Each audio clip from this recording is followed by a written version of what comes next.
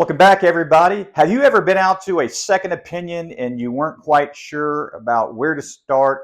Where do you begin your diagnostic? Do you go off of the last diagnostic, or do you start all over? We're going to show you what you should be doing, what bullet points are going to be most important to the customer, and how to get through that in an efficient, timely manner. Stay tuned.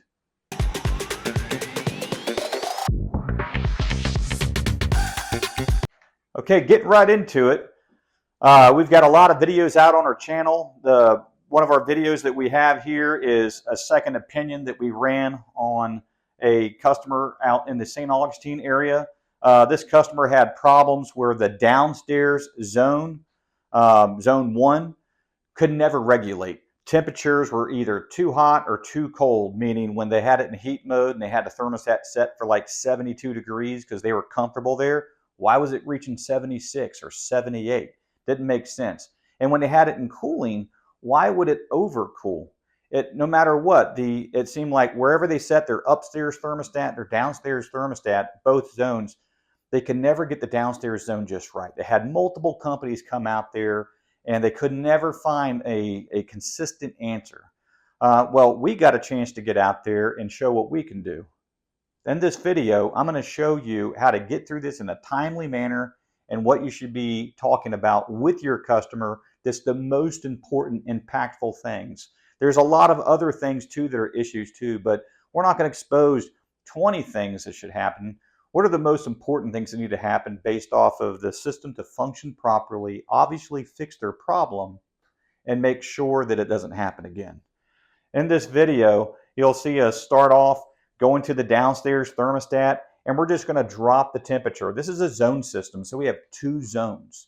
Now, we went through this to already show you basically what types of problems we had, and there's some captions that we put up there that explain, these bullet points. But in this video, this portion of it is, I'm going to just break it down on a smaller level and give you a lecture on what this stuff is actually doing to the equipment. So we're inside the air handler closet here. And one of the first things is, we have issues with fresh air that's been added, and that fresh air UV system, that's been added, it's not supposed to be down here. It should be in the supply air plenum after the filtration and after the coils. This is a very easy way to install this because it's just right there. However, it's not good for the reliability of that product or functionality. If somebody were to put a filter right there at the air handler, then the light's just staying in that return stand. So that's one of the details that I'm talking about. It's a minor detail. That's not going to really change the functionality of the equipment. Is it something we should notate? Yes, it's something that should be taken care of. But we're not going to make that a main highlight, because if we were to make that a main highlight, then we're going to be wind up taking the customer in a different direction. Here we're actually looking at the evaporator coil. The evaporator coil, just through transparency, is easier to show that customer who can't get down there and physically see that. And just looking at that coil, making sure there's no debris on that. That coil actually looks pretty bad at that angle. Those videos with your phone getting there at the right angle, it better illustrates, not a bird's eye view, but kind of like looking up, if there is anything obstructing that airflow. Well, there are things obstructing that airflow. I'm going to let the video continue to play out. If we were to just take what we have in that closet here, you can see that we have the air handler itself and the return duct that we're looking at. All right, we already looked at the evaporator coil. We've already put the filter door back on at this point. And some of the things that we're concerned about here, and I'm going to go ahead and stop the video here in a second. Go back over here and we'll just go ahead and pause. That return duct is actually closed off about 40%. It's actually got a kink in it. As these flex lines, they have these ridges inside of them, and they're flexible and they can turn. When it turns into that stand, there should have been a metal elbow there. That's one of the major things that we definitely want to bring to the customer. That would be more important than where the UV light is, because this is going to restrict airflow, which is going to inhibit good positive airflow in that coil to get that heat transfer. So this is one thing that's a very critical part that we need to fix for the system to function correctly. If I were to continue this, there's actually 5 problems that we actually have discovered. And I'm going to leave this air handler picture up because in that closet we actually discovered, I want to say it was 3 issues. So the first problem is that kinked return. We pointed that out in that video. When we're showing you how to troubleshoot these things, we're trying to get through the video as quick as possible because, we're not trying to give you a lecture right there in the field. This is that lecture. Looking at the supply trunk line, could they have put a metal elbow there? Yeah, there's a little bit of kinkage there. That air is not just going to turn right out of that supply air plenum. You're supposed to have 8 to 12 inches of duct work before you transition. I'm going to go ahead and pause the video here. That transition right here should be about 8 to 12 inches before any other ducts are off of there. That allows the air to move through the cabinet, through the blower, across the heating strips, into and then transition into the supply air plenum before it goes anywhere else. Well, there's not much of a transition when the supply trunk line is coming right off of the supply air plenum. Now they have this other flexible duct which is coming right off of this plenum here, and I'm going to go ahead and just bring this other image in, enlarging it. And so what we have is we actually have this duct here just coming off this plenum. It doesn't really make sense. And I wound up figuring out that this was their actual issue the entire time that they were complaining about. I don't know how anyone else didn't figure that out, but there's no damper on it. And this is a zone system. We're going to get into that in a second. But that was already problem number 2. So within the first, looks like the first 3 minutes of the video, the initial problem was already found. We're going to get into that zone board here in a second. I'm going to pause the video there to explain that initial problem. She said that my downstairs thermostat, my downstairs zone, cannot regulate temperature. She has told everybody that it's either too hot or it is too cold, that we just can't regulate it right. There's something wrong with my thermostat, or there's something wrong with the equipment. And people have told her all kinds of things. So if you're doing a second opinion, this is a prime example why you don't want to run off the last diagnostic. There's a reason why you're there, because that last diagnostic wasn't the answer. So you almost have to listen to that, understand the timeline, understand their frustrations, because their frustration is the heartbeat of this call. How important is it to mitigate this and solve this problem?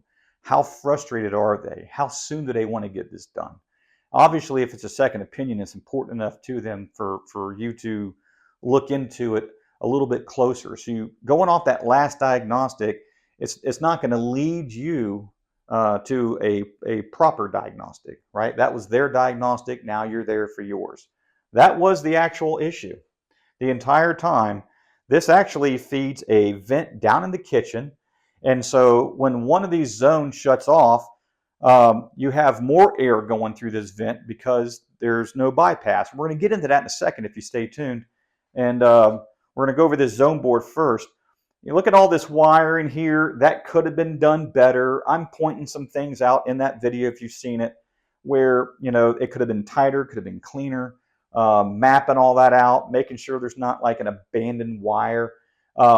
If there is something there that could have been done better when you're actually physically performing the actual job, the work, it should be on you to clean that up just as a good practice. Because if your sticker's on that unit and you've already charged that customer money and you've already been there, done it, and fixed some things, then all these things that are not good, if you just ignore those, then you're just as at fault as the person that did it originally. And so if you're contracted to do this work, even though you did not do all that sloppy wiring, you should definitely fix that.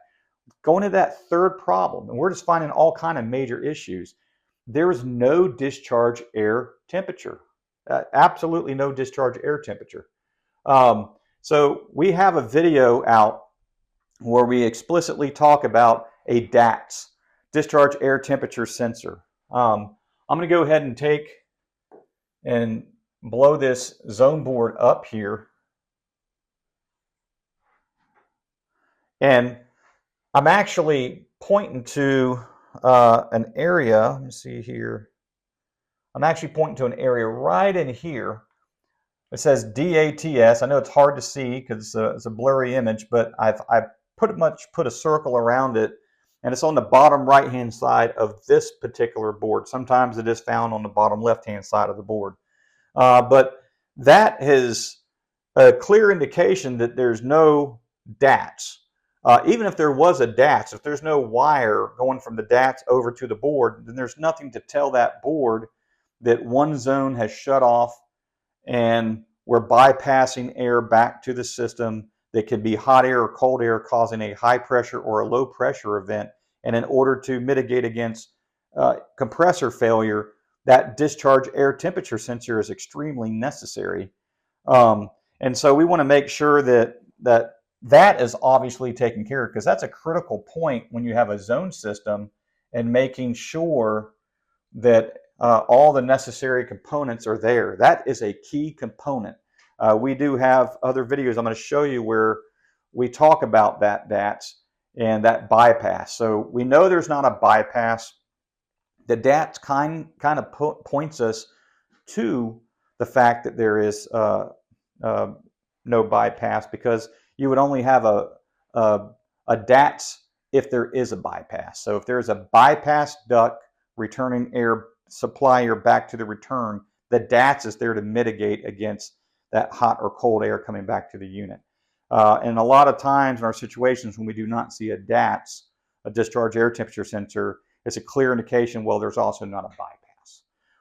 Very few cases we actually see a bypass and no discharge air temperature sensor. So that would be problem 3. So, in about 4 minutes, we found 4 major problems. In the first 3 minutes, we found her original problem. And so you just can't stop at that original problem. Hey, we discovered why that zone is not regulating. There's no damper on it. How would we fix this? Very simply, we could actually put a supply air damper here, right? If there's no room in the attic and it's the only way to do it, then at the very least we could put a damper there, and that damper could be wired into that downstairs zone, and it can be in conjunction with the other damper, so they both open and close at the same time. That would be a very, very simple fix. However, she's got bigger problems than just that, because that's a comfort issue. It's not a it's definitely a functionality issue, but it's a comfort issue, right? And the issues that I'm starting to see with the return duct being bunched up, and I'm seeing no DAT sensor in the actual supplier plenum. I'm just seeing too many red flags that this system is not going to have an adequate refrigerant charge on it, which I'm concerned about liquid refrigerant leaving this evaporator coil and going back to that compressor. And we talk about that in Superheat and Subcool videos, which I'll show you where you can find those as well. And then we're just going to go ahead and move forward. And, it's just amazing that, so many people have just walked into that closet and have not made any changes at all to any of it. Now, in talking to this customer, we gave her more information than she was prepared to handle. But at the end of the day, that's our job. Our job is to look for cancer, not tell you that you're going to be okay, right? So you find the cancer, then you cut it out. So I'm going to go ahead and just shrink this down. I'm going to go ahead and pause this real quick. I'm going to come down here to, excuse me. Shrink this image down a little bit. Clean this up a little bit here.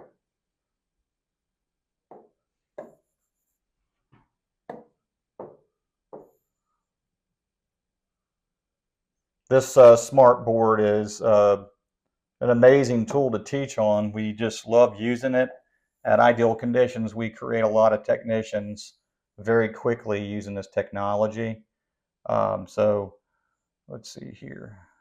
How do I want to do this so you can better see the image? Looks like we're just about to the scale that I need. Just bear with me for a second.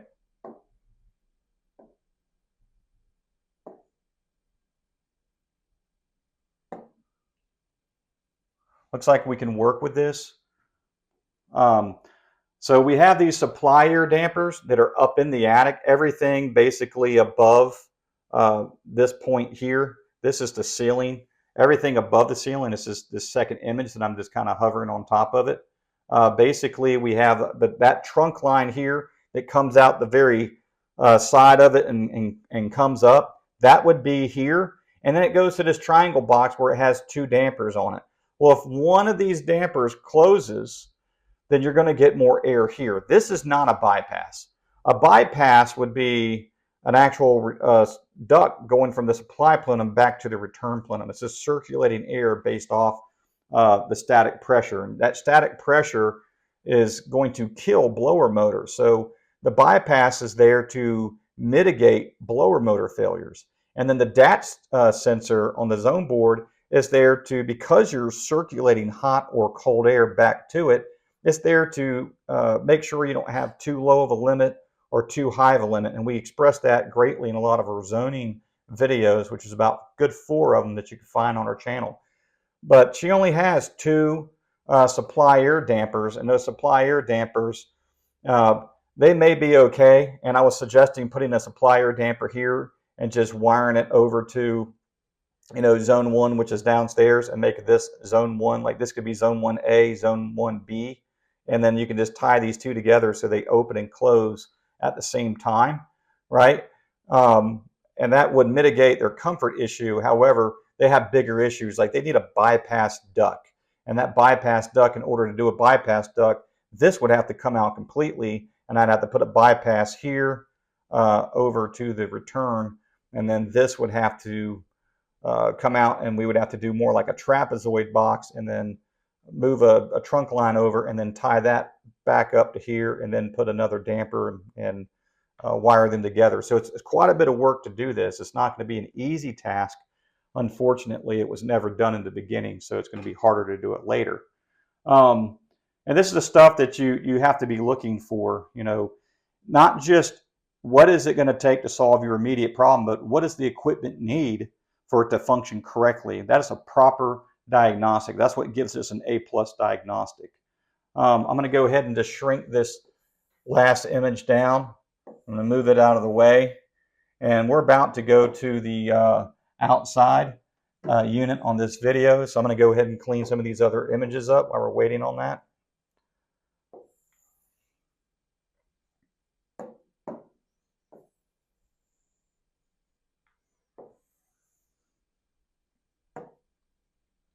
Go ahead and bring these gauges over here. Get you prepared for that next part of the video. So once we get outside and we start hooking our gauges up in this video, you'll see that, you know, just standard single speed equipment. Once we hook our gauges up, purge those hoses out, we're going to start looking at those pressures, the subcool value, the superheat value. I'm going to write these values here, and I'm going to explain what I meant in that video. And when we had a low superheat and when we had a low subcool, what those two actually mean. So what we're going to do is fast forward just a little bit to get to it. And we're looking at the pressures. There we go. I'm going to go ahead and pause it there. This way we're already hooked up. That suction pressure is 140. That head pressure is 278. We have a 4-degree subcool and we have a 12-degree superheat. All right, I'm not going to write in the liquid saturation, the vapor saturation. That's not relevant in my diagnostic. My diagnostic, I'm going to need these 4 things. Now that unit called for a 10-degree subcool. And so when we go back to the analogy that I used in cups. You know, I'm going to find that video real quick.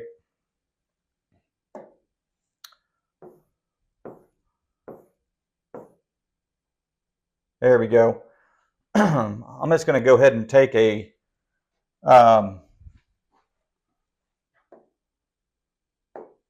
cropped image of this.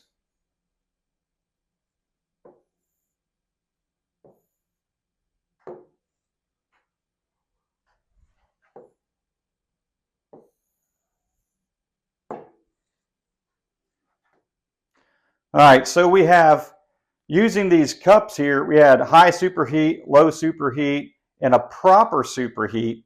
What we're looking for is a range that should be between 12 and 18 on the superheat. So that's with everything working properly, having good airflow. When we look at having a superheat that is already at 12, okay, and we have a 4-degree subcool, that's not good, because if I'm supposed to be calling for a 10-degree subcool, then this tells me already that the unit needs a refrigerant, right? I'm 6 degrees away from that. And maybe if I can't achieve 10, I'm not going to leave it at 4, because I could probably achieve 6 or 8, okay? So if I can get up to 6 or 8 degrees here, that's going to drop that superheat even lower. So now I'm going to be outside of a safe range. And when we look at this video, we'll see that when I satisfy one thermostat downstairs, you'll see that that actually drops that superheat to as low as 8 or 9 degrees. And so that tells me that the moment I put a bypass duct in to fix that problem, I'm going to have even a lower superheat. The moment I put my discharge air temperature sensor in, is now going to be doing its job and working, as I'll have a very cold or very hot supply air plenum, right? So I don't freeze my coil or have too hot of a coil and ruin a compressor by either it going out on high head pressure or have the compressor lose oil because of liquid migrating back.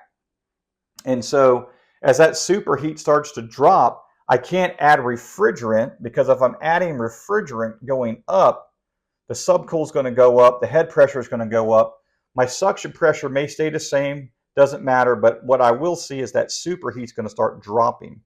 And so I already know that if I add refrigerant, which it needs refrigerant, I'm going to increase my subcool, which is good, but I'm going to slug liquid back to my compressor and lose oil. And so I can't even charge the system properly. So we've got some pretty serious issues here. I'm going to go ahead and just point these issues out.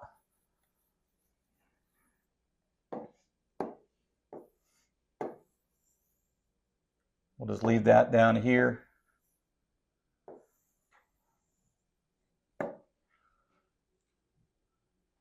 We have a kinked return. We have no bypass duct. There's no discharge air temperature sensor. And the system's undercharged. And those are her 4 major problems. The problem that we were actually going over there in the first couple minutes, we saw that, okay, well, you have a 7-inch flexible duct coming off your supply air plenum that's just feeding to a vent right underneath that floor, and it's just blowing into the kitchen. And so sometimes it blows harder, and they couldn't understand why sometimes it's blowing harder. Why does it never shut off unless both thermostats are off?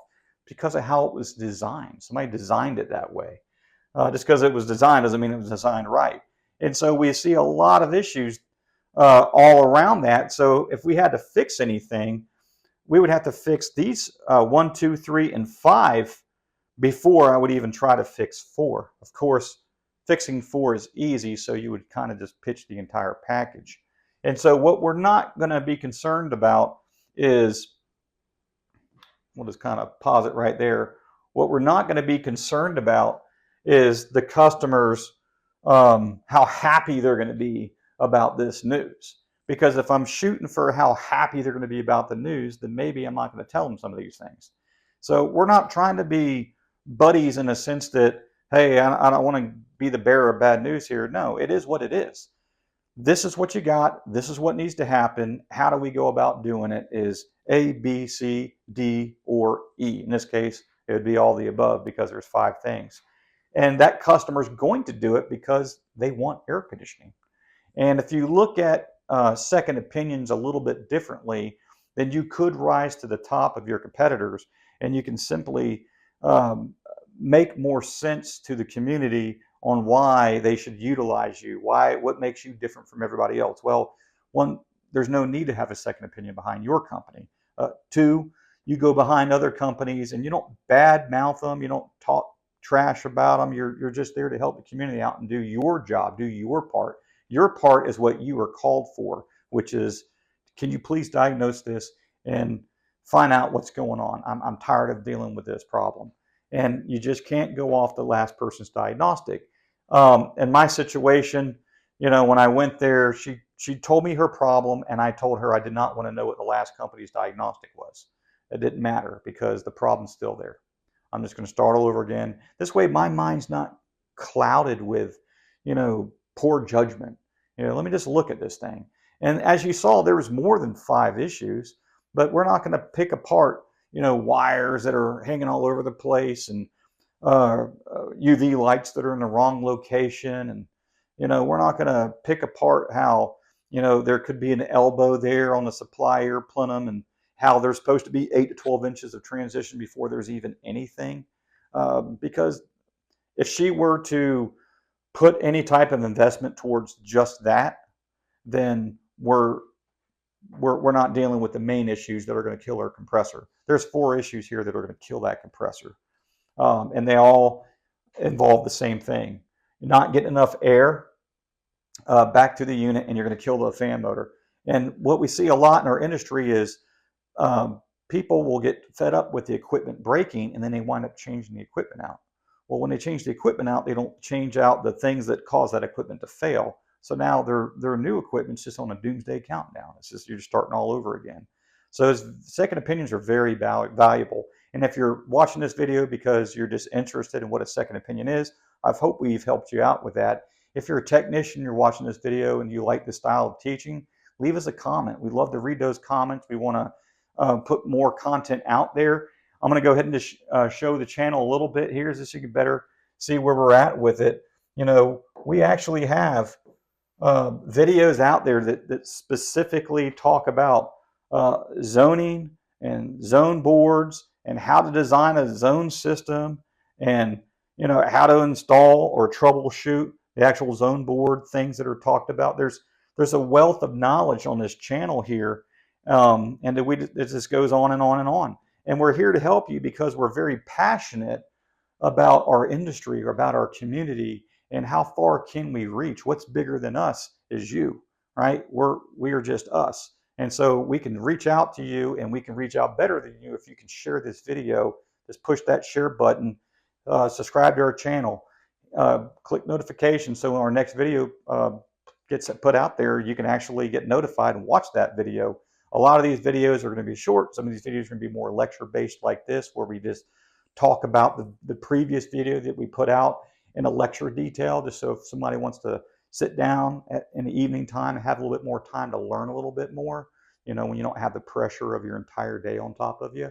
That's what this is for. And we love that. We love the fact that we can reach out to you and help you. Watching this channel may be the whole reason why you're crushing your service call, or if you haven't, how you are going to crush that next service call. As always, thank you, stay safe, and stay tuned.